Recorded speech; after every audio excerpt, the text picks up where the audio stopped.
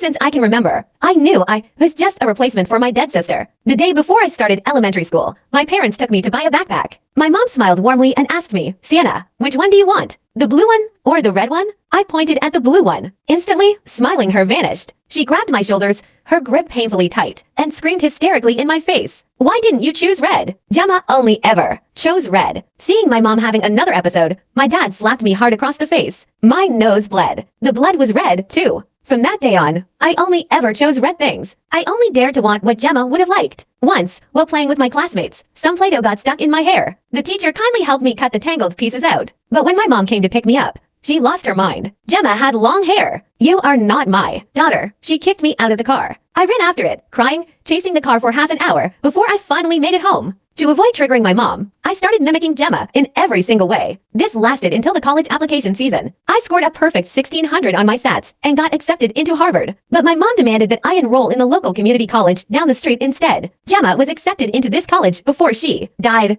You have to go. My high school counselor called to reason with her, but my mom snapped at him, shutting him down instantly. If Gemma hadn't died, Sienna wouldn't even have been born. Looking at her hysterical face, I suddenly felt like everything was so pointless. Since I had to copy my sister in every way, then I shouldn't miss out on her final act either. She drowned when she was 18. Maybe I should do the same. 1-2 when the admission package from the community college arrived. A few local reporters showed up at our door. The moment my mom opened the door, microphones and camera lenses were shoved into her face. Are you the mother of the genius student, Sienna?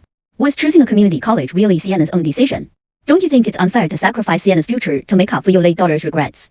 Hearing their questions, my mom snapped. She violently pushed the reporters out and slammed the door. Then she dragged me to Gemma's memorial corner and forced me to my knees. Sienna, did you call those reporters on purpose? We are letting you go to the school your sister never got to attend. How is that unfair to you? The wooden hanger struck my back. I bit my lower lip so hard it bled. My dad was so angry he smashed a coffee mug on the floor. Just to rebel against us, you cheated your way to a perfect SAT score. Gemma would never do something so dishonest. Hearing my dad's words, I felt so hopeless I wanted to laugh. Back in middle school, my brain finally clicked, and I brought home a straight-A report card for the first time. What welcomed me was a brutal beating. Gemma was always an average student. How could you possibly get top grades? You must have cheated. To be just like Gemma and avoid triggering them, I learned how to control my grades. I intentionally tanked my GPAs and practice tests.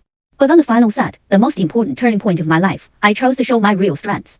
I never expected that instead of being proud, they would forcibly change my college applications and accuse me of cheating. I didn't cheat, I said. Just because Gemma couldn't get top scores doesn't mean I can't. I straightened my back and stood up to them for the first time in my life, shocked by my